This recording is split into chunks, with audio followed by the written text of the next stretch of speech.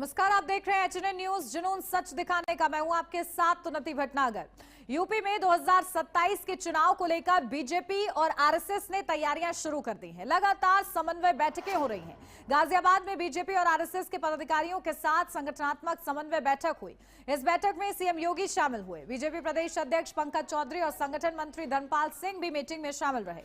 इसमें आगामी चुनावों की रणनीति, संगठन की मजबूती और जमीनी स्तर पर काम करने के तरीकों पर मंथन किया गया। मुख्यमंत्री ने स्वयं सेवकों से क्षेत्र की स्थिति और जनता की राय के बारे में भी फीडबैक लिया। पार्टी नेताओं का मानना है कि दोनों संगठनों में बेहतर समन्वय के कारण 2014 और 19 के लोकसभा चुनावों में बेहतर परिणाम मिले थे। इसी तरह 2017 और 2022 के प्रदेश के चुनावों में भी दोनों संगठनों में बेहतर सामंजस्य का परिणाम बड़ी जीत के रूप में सामने आया था। यूपी में तीसरी बार सरकार बनाकर हैट्रिक लगाने की इच्छुक भाजपा इस सहयोग को मजबूत कर 27 का चुनावी समर जीतना चाहती है। और देखिए, इसी के लिए जोर आजमाइश चल रही है। 27 की रणनीति पर मंथन किया जा रहा है। आज भी कानपुर का दौरा सीएम योगी आदित्यनाथ का, जिस दौरान वो बैठक करने वाले हैं आरएसएस कार्यकर्ताओं के साथ। साझा ये मंच होगा और इस दौरान रणनीति पर मंथन होगा। संगठन को किस तरीके से मजबूत किया जा सकता है, इसको लेकर चर्चा होगी। तो गाजियाबाद में बीजेपी आरएसएस की बैठक हुई है और एक समन्वय बनाया जा रहा है। देखिए, फीडबैक लिया जा रहा है कि आखिर ग्राउंड जीरो पर क्या स्थिति है और उसके हिसाब से रणनीति पर मंथन होगा।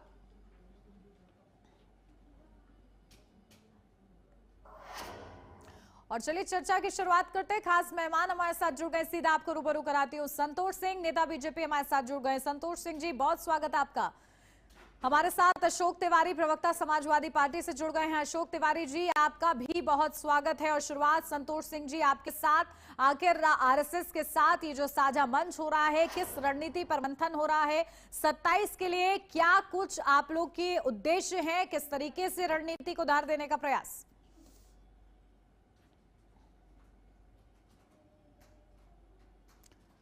संतोष सिंह जी, मेरी आवाज आ रही है आपको? चलिए, शायद अभी संतोष जी संतोष जी,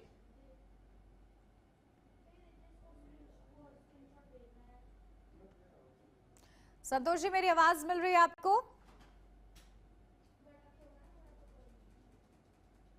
चलिए, अभी शायद आवाज नहीं पहुंच रही है। अशोक तिवारी जी भी हमारे साथ जुड़े हुए हैं, उनका रुख कर लेते हैं।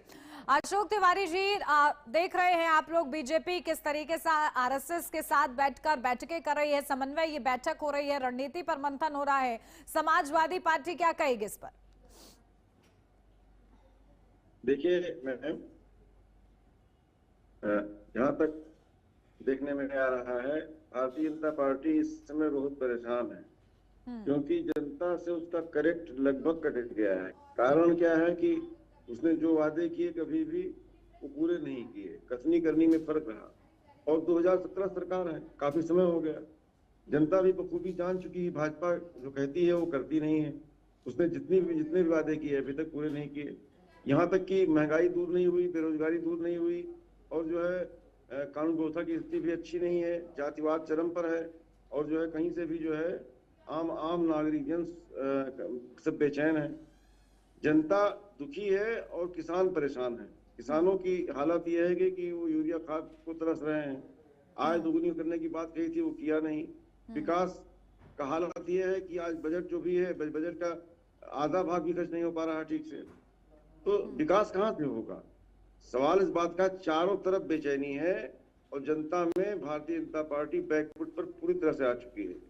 ऐसी स्थिति में अगर समन्वय बैठक भी करते हैं, मान लो कार्यकर्ताओं को बैठाते हैं, मान लो आरएसएस से बात करते हैं, आरएसएस क्या जवाब देगी जनता में? संघ के पास कोई जवाब है जनता में जाने पर? कोई जवाब नहीं है। संघ से पूछे, जनता पूछेगी कि आखिर आपने जो है ये यूजीसी का जो बिल आया, उस बिल में कमियां क्यों कर दी गई हैं? आज न तो पिछड़े खुश हैं इससे, न दलित खुश है। दलित और पिछड़े का अधिकार मारा गया, उनको अगर जो न्याय मिलता वो न्याय भी नहीं मिल पा रहा है। आपने कानून को कोर्टमेंट कर दिया, बनाया और कोर्टमेंट कर दिया, इतनी कमियां कर दी उसमें। आज हमारे राष्ट्रीय अध्यक्ष जी की सभी तारीफ कर रहे हैं। उन्होंने कहा कि कोई भी दोषी जो है बचे नहीं और कोई निर्दोष फंसे नहीं। किसी दो लाइन में सारी चीजें आ जाती हैं। उन्होंने सबके साथ न्याय करने की बात कही, उन्होंने राजधर्म निभाने की बात कही। आज जनता उनकी तरफ जा रही है, उनसे खुश है, उनके शासन चाहती है, 27 में सरकार चाहती है अखिलेश यादव जी का। आज हालात ये है कि भाजपा इतनी बेचैन है, छटपटा रही है। आज समन्वय बैठकों से काम नहीं होता है। जनता के खुश होने पर, जनता से कनेक्ट होने पर काम होता है। जनता जब नाराज है आपसे तो संघ क्या कर लेगा? संघ कोई कुछ नहीं कर पाएगा। संघ क्या जवाब देगा कि आपने सनातन पर चोट कर दिया, जिस हिंदू की बात करते थे उसी सनातन पर आपने चोट कर दिया। आपने सनातन को कहीं का नहीं रखा, आपने चुटिया पकड़ खींची, ब्राह्मणों के साथ आपने अन्याय किया, आपने हिंदू धर्म के साथ अन्याय किया, सनातन धर्म के साथ अन्याय किया, शंकराचार्य जी का पूरा अपमान किया आपने। आज आप ही की सरकार है और सरकार में डिप्टी सीएम केशव मौर्य हैं, डिप्टी सीएम बीएस पाठक क्या कह रहे हैं? पाठक कह रहे हैं कि चुटिया पर खींचा गया, महापाप किया गया, सरकार ने महापाप किया एक तरह से। आज शंकराचार्य जी कह रहे हैं कि शंकराचार्य जी के लिए आज केशव मौर्य जी कह रहे हैं शंकराचार्य जी आएंगे लखनऊ तो हम स्वागत करेंगे उनका, वो हमारे भगवान हैं। आज ये भाषा है केशव मौर्य जी की। और वो शंकराचार्य जी क्या कह रहे हैं कि जो है आज अपने को हिंदू साबित करना पड़ेगा, जो है आज योगी जी को, आज अजय सिंह बिष्ट को, आज योगी जी को योगी ही नहीं है, वो योगी मानने तैयार नहीं है। ये हालात है। जनता में क्या मैसेज आ रहा है? जनता में मैसेज बिल्कुल बिल्कुल। संतोष सिंह जी सुन रहे हैं आप अशोक तिवारी जी को?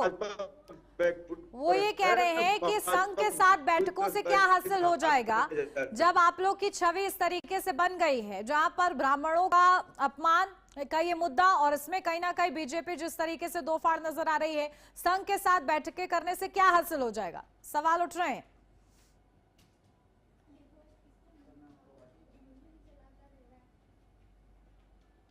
संतोष जी आपकी ऑडियो म्यूट है, उसको अनम्यूट कीजिए जरा।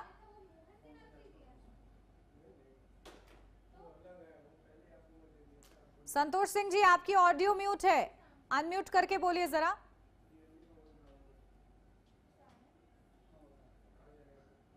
म्यूट है अभी भी आपकी आवाज।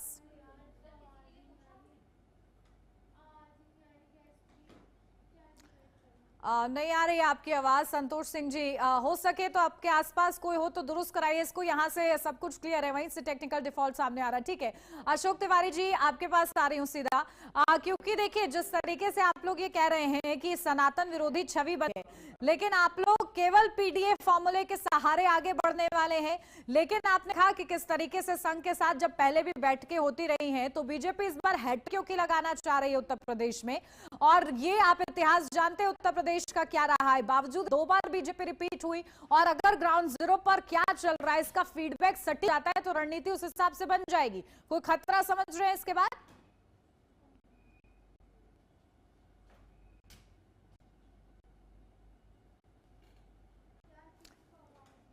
चलिए शायद अशोक जी तक भी आवाज नहीं पहुंच रही है। हमारे संवाददाता पुनीत मोहन हमारे साथ जुड़ गए हैं, सीधा पुनीत का रुख करते हैं।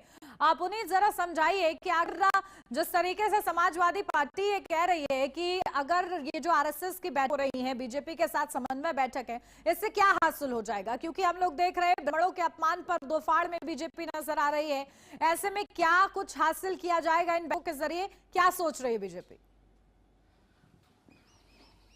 उन्नति देखिए 2027 में विधानसभा का चुनाव होना है और ऐसे में बेहतर तैयारी के लिए आरएसएस और बीजेपी यानी कि संगठन के पदाधिकारियों की बड़ी बैठकें होती है। देखिए सभी पार्टी की स्ट्रेटेजी अलग होती है, लेकिन जो भारतीय जनता पार्टी स्ट्रेटेजी करती है वो ग्राउंड जीरो से करती है और हर एक कार्यकर्ता को जिम्मेदारी सौंपी जाती है। आप देखिए कि इन्होंने पन्ना प्रमुख बनाए थे, बूथ प्रभारी बनाए थे, तमाम तरीके की कवायद रहती है। ये बात सही है कि यूजीसी आने के बाद एक तरफ स्वर्ण समाज नाराज है तो दूसरी तरफ शंकराचार्य के अपमान से ब्राह्मण समाज खासा नाराज है। लेकिन इनको कैसे पटक्षेप किया जाए, ऐसे इनको किस तरीके से मनाया जाए, और विशेष रूप से आप देखिए कि मंत्रिमंडल के विस्तार की चर्चा हो रही, समय काफी कम बचा है और ऐसे में जातीय समीकरण फिट बैठाना बहुत जरूरी है।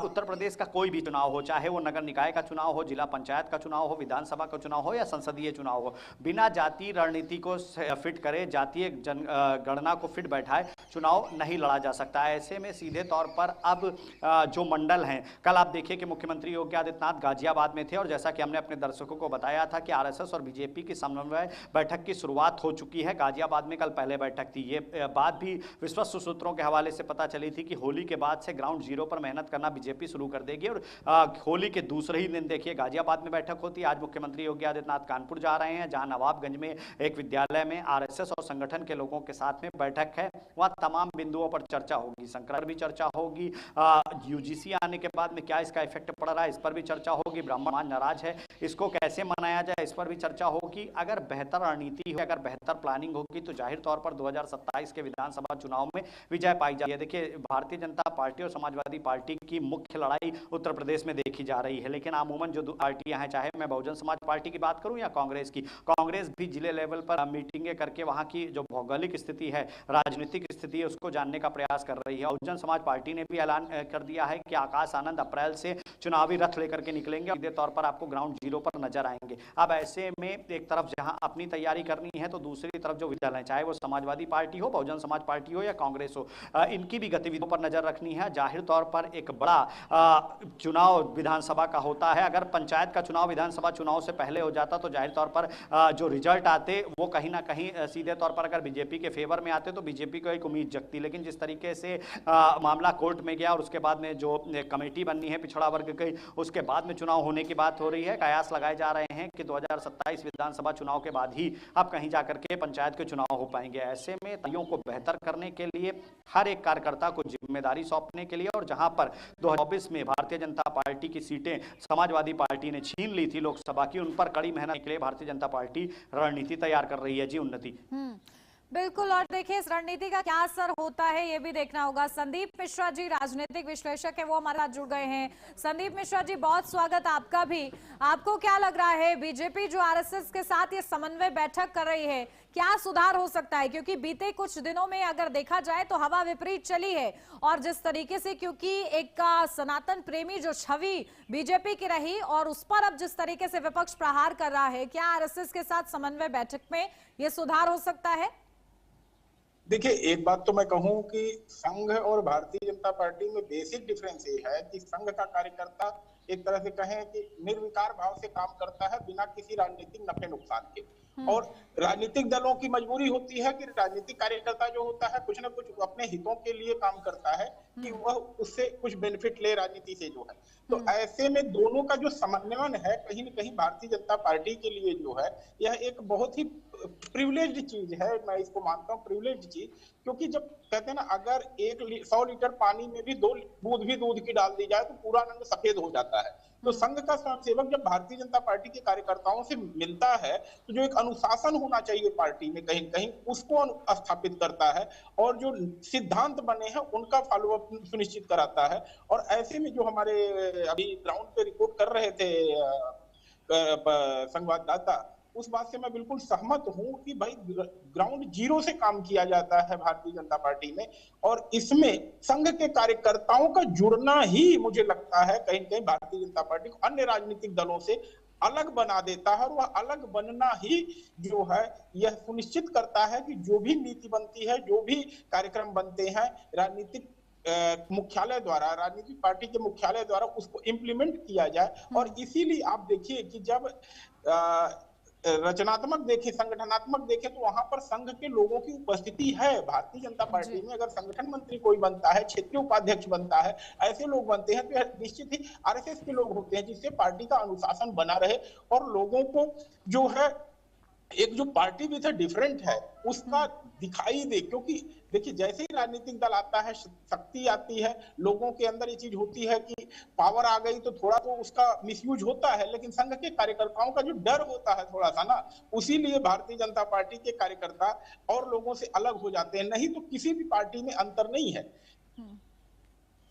बिल्कुल, और देखिए किस तरीके से अब ये समन्वय जो बैठकें हो रही हैं, संतोष सिंह जी भी हमारे साथ बने हुए हैं। संतोष सिंह जी, आपने मेरा कई बार सवाल सुना होगा, देखिए क्या रणनीति आप लोग बना रहे हैं, इन बैठकों से क्या हासिल करना चाह रहे हैं?